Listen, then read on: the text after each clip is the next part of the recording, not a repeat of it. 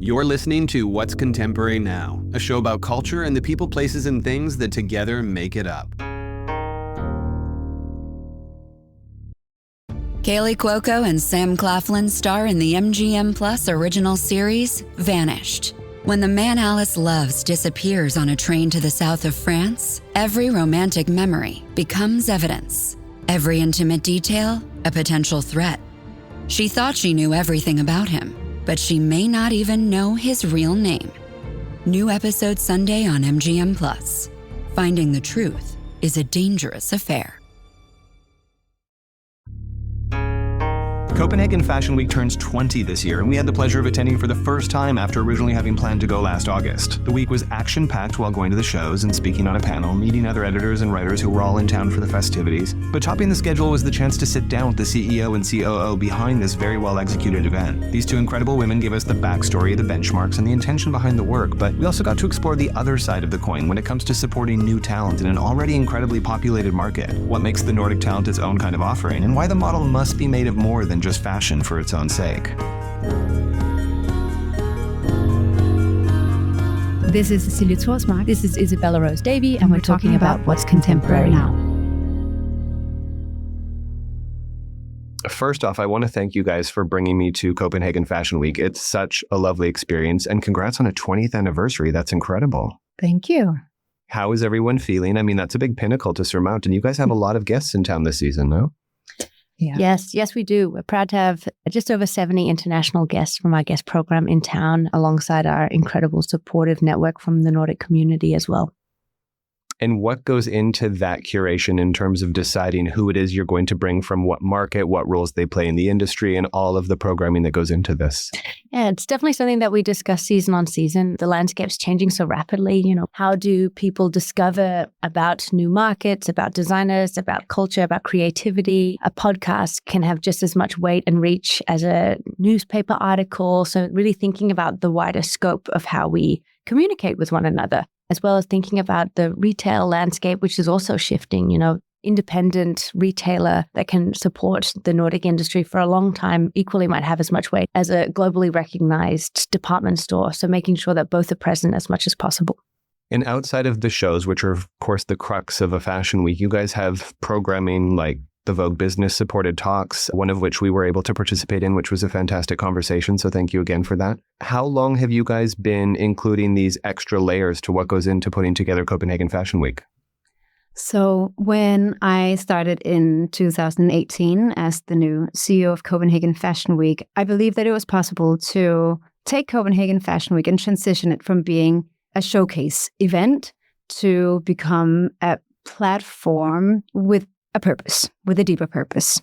A platform that can push the industry towards progress, and a platform where conversations happen.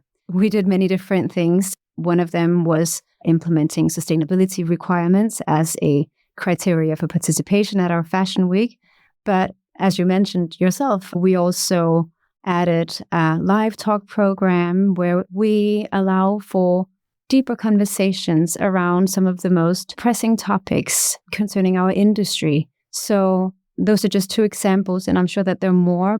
So I felt that fashion weeks were falling a bit out of sync with the world around us. I felt that fashion weeks were very much in a bubble of its own, celebrating fashion, which is totally fine, but I felt we needed to pay more attention to what's happening around us in terms of climate crisis, but also unhealthy relationships in terms of diversity and inclusion, and also talking about what will shape the next generation of the fashion industry and what's needed to get there. So taking some very serious agendas and massaging them gently into our fashion week. It wasn't a goal in itself to position ourselves differently in that aspect, but it has essentially positioned us as a different type of fashion week comparing to many others. I'm not saying that all the others don't have important agendas to address, but I think this has definitely made it very clear what values that we stand for and how we address them.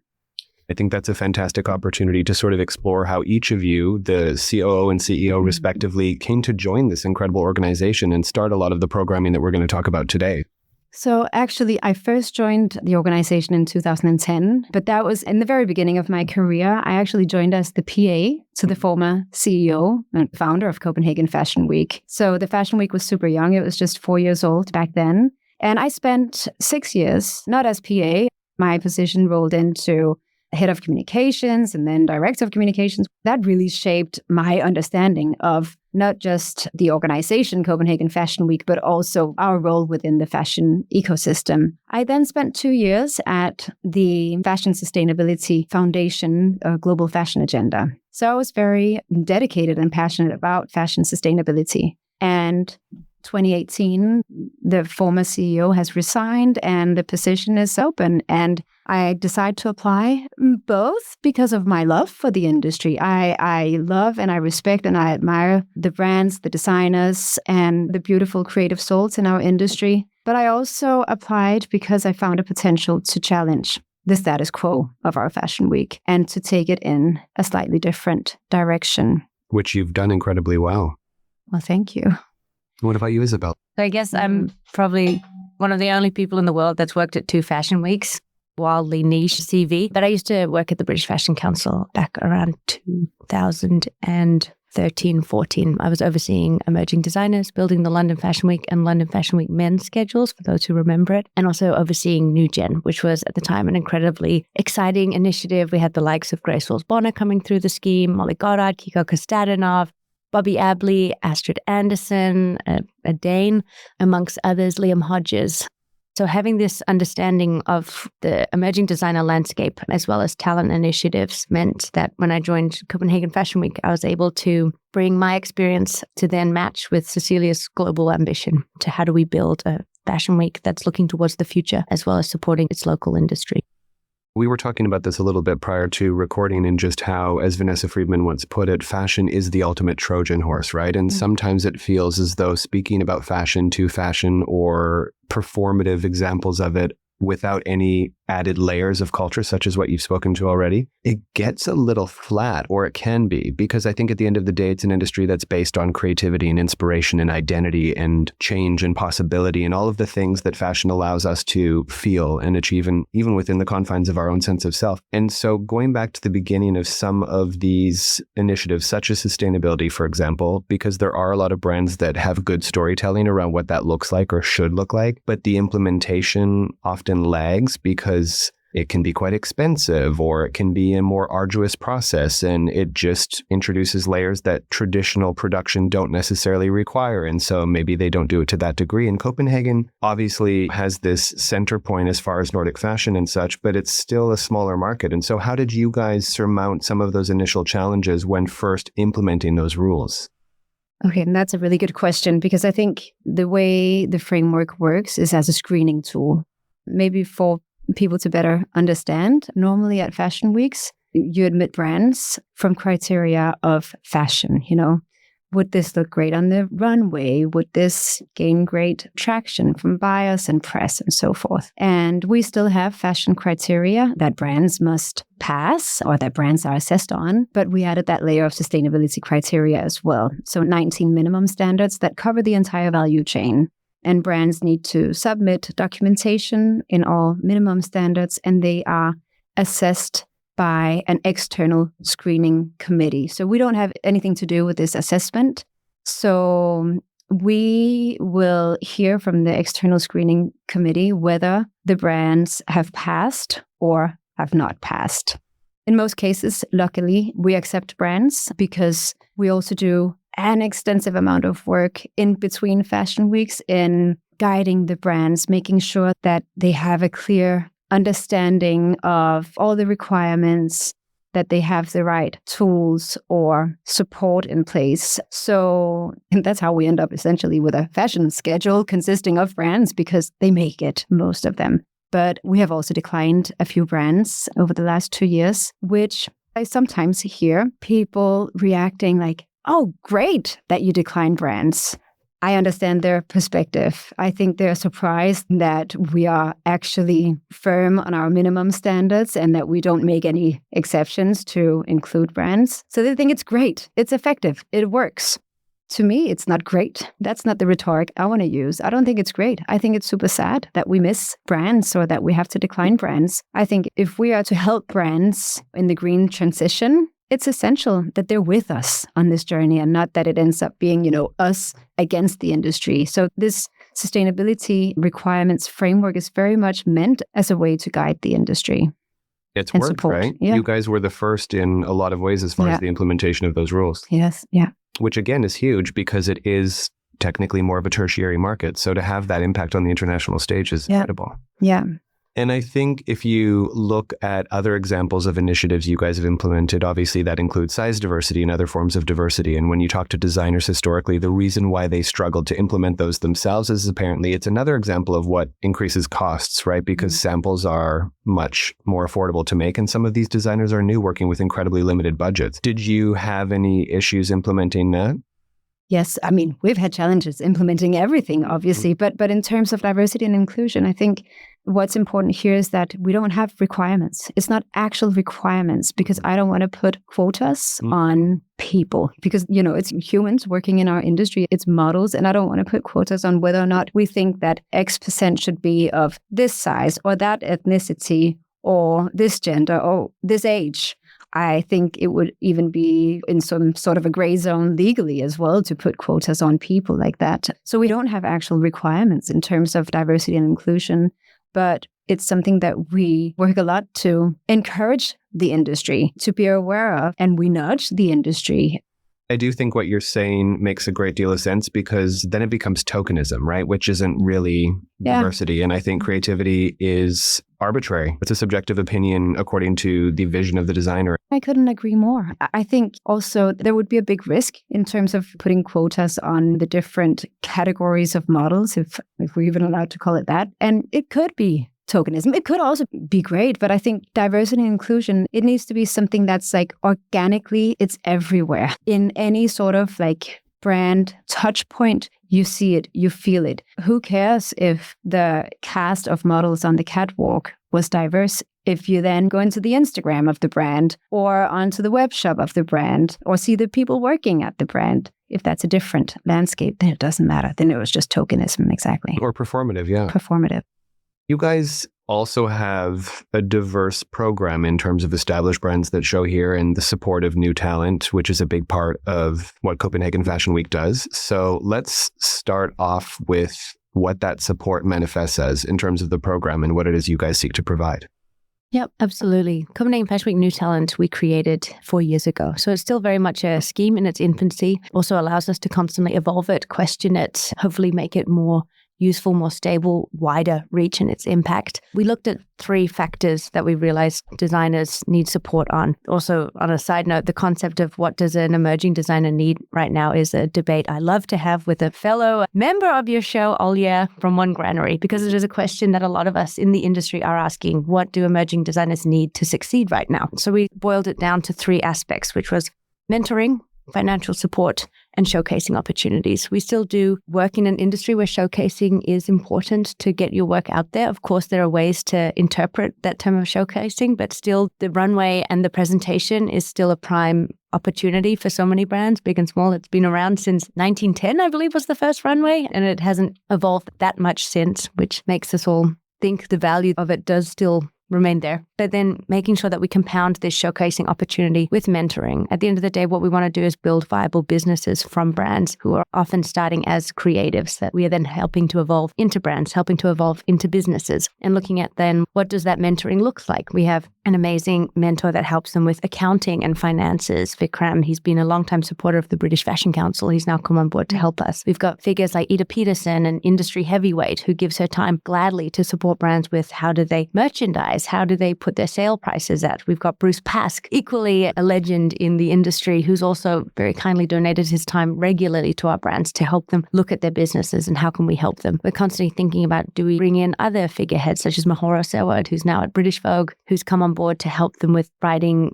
press releases, comms, Dropbox plans, things that designers don't necessarily think about. Because I don't know anywhere else in an industry where one person is meant to be 5 different people, because that's what we expect of an emerging designer these days. You're an accountant, you're a salesperson, you're a studio production manager, you're a sales liaison, you're your own press. And these are people with design degrees coming out that were hopefully taught how to pattern cut or explore fellow designers. There's so much that we're expecting of brands and businesses now to learn. So how do we give them the tools to also equip them to explore that? Alongside that, we built in a patronage program of sorts with CPHFW New Talent, in which we would allow bigger brands to then give back. Because what also the Nordic industry has is an ecosystem there where there are some incredible success stories, such as Gani. Dita Refstrup is a longtime supporter of Cecilie Thorsmark and the work we've done at Copenhagen Fashion Week. And also emerging designers is something that she feels really passionate about. So Gani was on board as a patron. We now have Sif on board as a patron who's kindly supported us with the showroom so that we can expose our brands within the scheme to more buyers. We also have had patrons and supporters such as the Vanguards Group in the past and other collectives. So really hoping to rabble the industry because it makes people more connected to one another as well too. It makes them care and show that we can also cultivate a sense of generosity within our industry. It's a really turbulent time right now, and we do need to stand together. And how we can collaborate and support one another is very much through the big leaning back and helping the small with the issues that they had to deal with many years ago as well.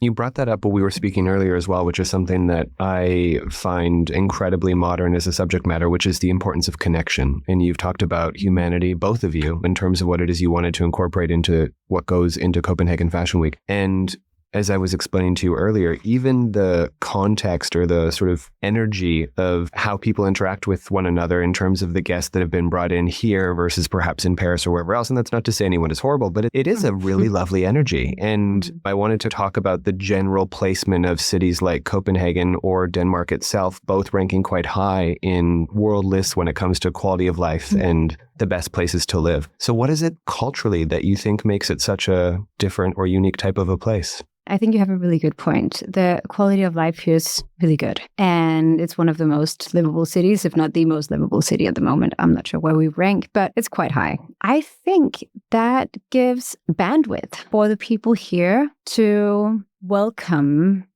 guests to our country. And I'm not talking about immigrants, refugees, because sadly, our political system is not too generous in that aspect. But I'm talking about the Fashion Week. Within the Fashion Week, I think people have a very generous and welcoming approach to the people who come here and a wish to share the good parts of our city and all the little fun corners of restaurants and bars and museums or galleries. I think there's an energy to show, what we're surrounded by and to share that. I think the Danish people feel a little bit proud, or Copenhageners feel proud about the city. So we're very happy to have international guests visiting us. And Isabella, as someone who's come from London and working at the BFC prior, what are some of the primary differences culturally that you've encountered and really found yourself appreciating here? I have to say being small is a strength in this instance. And I think that's also a really modern way of looking at things. We are a small, lean team, but in that way, we are able to remain agile. We're able to remain abreast of a wildly shifting industry. And in turn also means that we can ideate, execute, follow through with concepts and ideas, and also involve so many international stakeholders, which is incredibly exciting. There's an intimacy, there's a sense of democracy. There's also a sense of imperfection, and it's a word I use in a wonderful sense. It doesn't need to be polished or felt afar from one another, and that's where the intimacy steps in again. And that, I think, is a really modern outlook. Fashion Week and fashion is a human experience, and we need to connect with that more as well. And just like Cecilie was saying about implementing the talk program, it's about conversation. It's about meeting one another. I also think in this day and age, the word networking has such negative connotations, but actually I think that's a really powerful thing to meet people in fellow industries. Through networks I've been able to make, I've become a mentee to people, I've become a mentor to others, I've been inspired by people, I've learned new things. And I think it's something that we need to bring back and think about that wider experience that Cecilie's really tried to implement within Copenhagen Fashion Week. Yeah, it sounds like there are definitely benefits to being slightly outside of that circuit of New York, Milan, Paris, and London. And I don't know if it creates more space, but it definitely seems to foster these examples of connectivity that you've been describing. So going back to education and the supporting of new designers, even in the short period of 4 years, my guess is that program has had to evolve and iterate because we are approaching a horizon that's evolving at faster pace than we've ever seen historically. So how has that come into play when you're approaching what that program looks like? What types of education, what types of support, and what things that you feel like designers might have to consider today when building their future that even 4 years ago wasn't the case?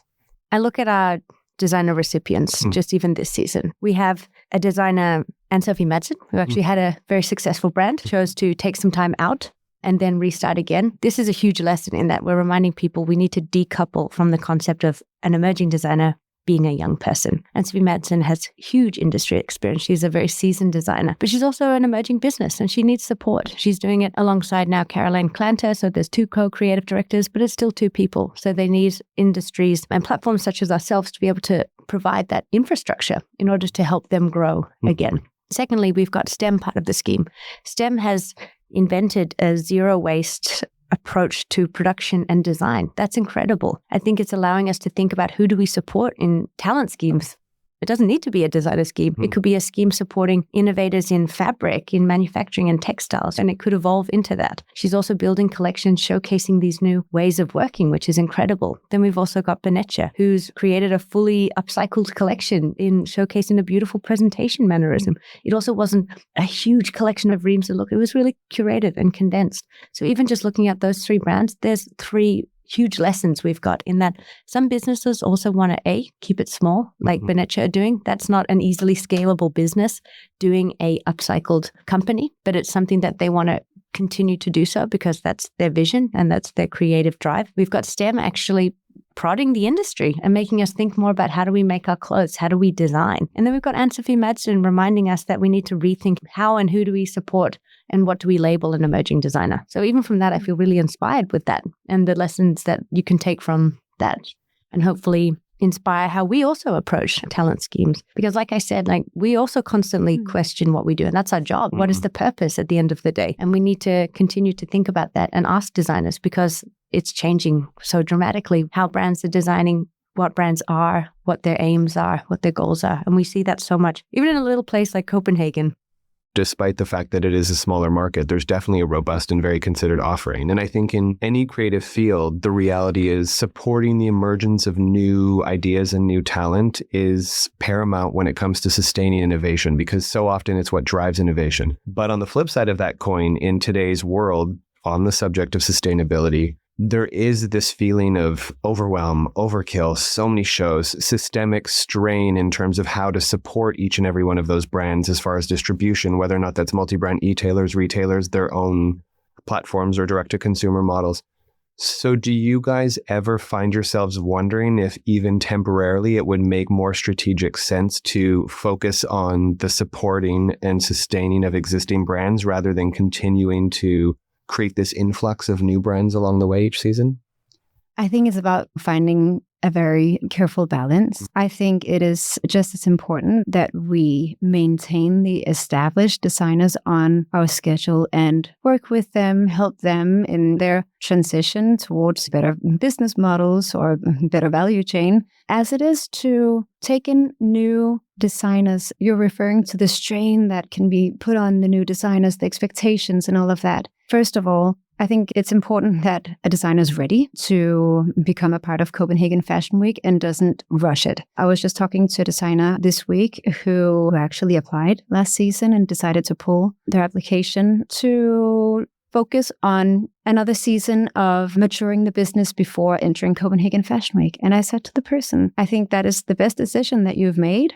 Looking at the collection, it's absolutely beautiful. And it's made from almost 100% dead stock material. So it's a brand that we would love to support and, love to include in our roster of amazing brands presenting at Copenhagen Fashion Week. But I think it's the very right decision to maybe hold back and have a chance to present that beautiful collection to stakeholders, see their reaction, maybe even get a business running before you enter Copenhagen Fashion Week, because you might be overwhelmed with the amount of attention, and all of a sudden you're sending samples around the world because all the leading fashion publications and stylists demanding this beautiful product.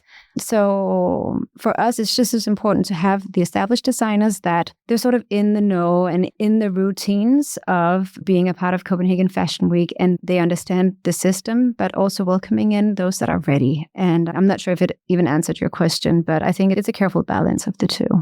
I think it's impossible to discontinue support around new talent just because historically as a society, this is how we continue to evolve. It's kind of baked into the model. But again, because we are talking so much about sustainability, fashion overkill, the sheer volume of product being put out into the world, and then the overall strain of mindshare, market share, distribution channels, fragmented audiences according to the silos created by algorithmic programming. I mean, there's just so much to compete with, you know? And it makes you wonder, do we then turn to a period of time where we really focus on established brands? And I thought more about this recently because one of the writers that you guys have brought in had a very interesting perspective on it when he said that he's a believer that brands should be able to die. And his specific examples were like Balenciaga, you know, when Cristobal kind of was done with it, or Lee McQueen having made that very clear statement that he doesn't want anyone else to go on designing his brand post his passing. And you have these conglomerates, you know, LVMH and Kering, that really have turned these brands into incomparable. You can't really imagine the size of the businesses they've become if you think about any of their beginnings and just the way they've sustained that across a multitude of creative directors. And so I started to wonder, like, is there logic to that perspective? Is it kind of nature's process to let something pass and let new things emerge? Absolutely. And I think that then within the industry, there's energy doesn't live or die. It almost changes form. And I feel like that's the same with creatives and also fashion designers, certainly. We've had people coming through our fashion week, but actually maybe their brand has closed, but then they've gone on to become creative directors of other brands. Mm-hmm. And that shouldn't be something that should be seen as a negative. It should be a positive. We also had Saks Potts, you know, a key brand of Copenhagen Fashion Week, choosing to close their business. They ended on a high. They had their best financial year and a stream of successes. They were seen as poster women for our industry, but then they chose to close it and explore other ventures. And that's an incredibly empowering move. I think, like you said, a brand shouldn't close just when it's on its knees. You know, a brand should also be able to close when it's on a high as well too. So thinking about that, there shouldn't be any shame. And if it's not working, changing ventures, changing to another brand, changing to work with another vision as well too. And we've had a lot of that, which I think is a really positive and, like we've talked about, modern way of thinking about our industry as well. We need to rethink exactly about how much we're putting out there. So maybe it's actually about reconnecting and reconvening and choosing to close a chapter but open another one. We had a really interesting conversation on Monday about what a magazine is today, right? And at the end of the day, how that's defined today is very different than how it was for several decades. And I feel like the same question could be posed to a brand. You've mentioned different touch points across which it must exist and engage a consumer. But what do you think is different about what goes into the making of a successful brand today versus before, when perhaps it was just 2 collections a year, a few advertising images every 6 months, and a bunch of clothes? Because today it feels like it needs to be a great deal more. Yeah. It's such a tightrope act because it's a bit chicken and egg. Who's leading who at this stage? Is it the consumer, what they want, and brands are there to tailor to that? Or is it actually the brands telling the industry what's ahead? Of course, this is obviously a debate that I'm sure many far more senior people than me are having. But I think what we see in Copenhagen, and we've just had a full day of shows, is that we actually have people doing it their way, their time, their vision. I'm thinking of the likes of Caro Editions. I'm thinking of the likes of Anne-Sophie Madsen, as we mentioned. I'm thinking of tiny, concise little showcases like Son, where people have unapologetic creative expressions. And that's really exciting. I think it also leads back to that idea of being small is the strength. What is it to be global? You can have global presence, but actually a very localized business as well too. You can also be a brand that has a creative expression, but that shouldn't be separate from having commercial ambition. I think back to some of the shows we've had at Copenhagen Fashion Week, like Electra Rothschild, who showed within our CPHFW New Talent program. Her showcases were injected with incredible activism and commentary and representation of our industry at the time. And that was so powerful and moving and brave. So I think for a concise fashion week schedule that we build, we don't overwhelm it. We do keep it quite concise and curated compared to the other big fashion weeks. We have shown a kaleidoscope of visions, and having those balanced contrast amongst one another to show that each perspective is valid. We've had Ganni before closing the show. That is a huge business. But then, like I mentioned, we've had Electra Rothschild that very much works on a made-to-measure, almost couture-like sensibility, showcasing alongside that, and they have equal weight. And I think that's something very much missing at other fashion weeks, this concept of everything must be bigger and better, but actually we like smaller and bolder as much as the great heavyweights that we're proud to have in this industry. Is the purpose of Copenhagen Fashion Week to support Nordic talent based on the notion that it could possibly function as a portal to the international market and expand its success? Or is there also something more central and localized the way you would see, I don't know, the market in Brazil, which has its own kind of roster of design talent that doesn't necessarily always cater to an international market, but they have a sufficient demand within their own local audience? Where does that strategy fall for you? Very much the first option of those two that you gave, but it's because it's the purpose of our foundation. The purpose of our foundation is to support Nordic talent, Nordic brands to thrive internationally. And that's also why we're proud that Copenhagen Fashion Week has developed into a fashion week that's not just a regional player attracting Danish, Swedish, Norwegian, Finnish buyers and press. That was the case 10, 15, 20 years ago when Copenhagen Fashion Week was in the early stages. It was a regional fashion week, but it has grown. It has grown into being that international platform that attracts people from all over the world. And besides, of course, our work within fashion sustainability and diversity, inclusion, and so forth, those more heavy agendas. But that is our core raison d'etre, because our first and foremost task is to support and uplift the industry. Without an industry, we wouldn't have a fashion week, and we wouldn't be able to bring forth the very important agendas that we believe are essential and vital for the fashion industry to work with. You brought up the start of Copenhagen Fashion Week, and that is something I wanted to ask you about, especially now discovering that you've been with the company as long as you have. How would you describe the primary benchmarks when it comes to its evolution since its beginning up until present day? Fashion Week in the early stages was very much a grassroots-like organization with lots of passion and lots of ambitions and visions, but naturally without the structures and the systems and the processes. It was a very ambitious organization. It was a super tiny organization back then, but the founder of Copenhagen Fashion Week, she actually had it as her vision for Copenhagen Fashion Week to become the 5th. And that vision was widely laughed at and even ridiculed at that moment. I mean, it was too overambitious. Like, forget it. How could Copenhagen, this teeny tiny city, as you said, Isabella, how would we ever become the 5th after Paris and Milan and New York and London? And here we are today, being dubbed the 5th Fashion Week by the likes of The Guardian and Vogue and New York Times even. So we've made it, and it might have taken 20 years, and it might have taken a lot of maturing of the organization and the event. And luckily, by my side is Isabella, the world's greatest COO. It's all because of the structures, and also just to take the opportunity and say that, Isabella's passion, it's not isolated to our fashion week. She has a passion for the entire industry. And if you could, you would be working for all the brands that are part of our brand network. You'd run so many, not just one extra mile, but so many extra miles to help and support the brands. So yeah, you asked about the evolution of our fashion week, and it has developed immensely. And yeah, I would really like to give Isabella a lot of credit for where we are today.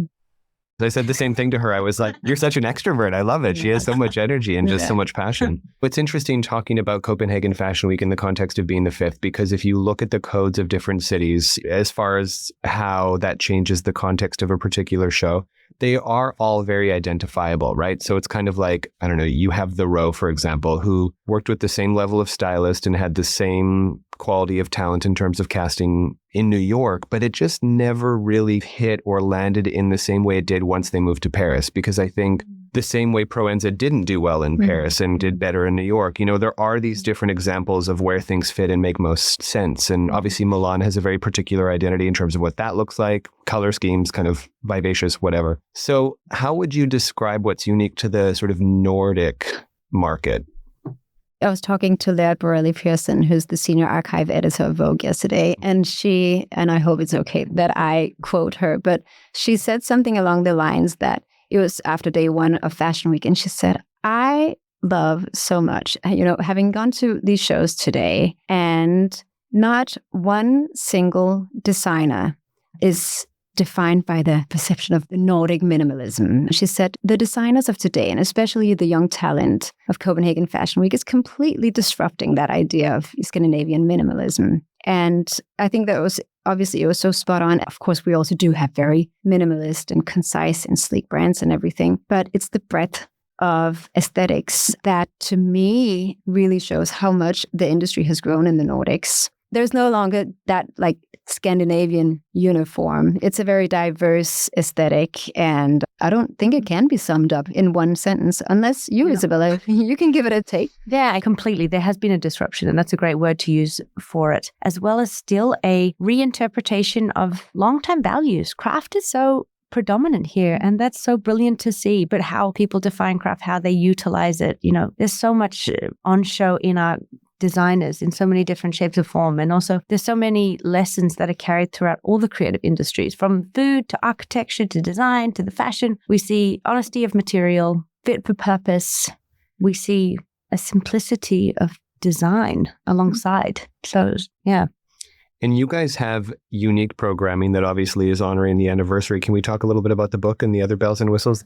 The book. Yes. We're being incredibly selfish and celebrating our 20th year across the whole year, as everyone should. But it also means it allows us to showcase our fashion organization and platform in different ways. We really want to do a book to try to put down the impact and the growth it has. Of course, in milestones such as 20 years is just as much about looking back as it is about looking forward. Where are we going? What's the next vision? It's something we talk about regularly too. What's the 2.0? What's next? But also recognizing how we've got there as well too. And also all the abundance of people and creatives and imaginations that have also made that possible as well. So sort of trying to collate that a little bit into summarizing what has been quite an impactful industry when you look at the Nordics across the last 20 years and how Copenhagen Fashion Week has managed to harness that in a way. We also have 2 fashion weeks, so we also want to celebrate across the summer edition too, but also with a plethora of international projects where, we're really lucky to have the network that we have. And under Cecilia, we've cultivated some incredible partnerships, from the British Fashion Council to Amsterdam Fashion Week, Oslo Runway, Berlin Fashion Week, Amsterdam, not just through the sustainability requirements that Cecilia touched upon, but also through other creative partnerships as well. And I think that's also something that needs to happen more in our industry. We need to collaborate, not compete. How can we work together as organizations? What can we learn from one another?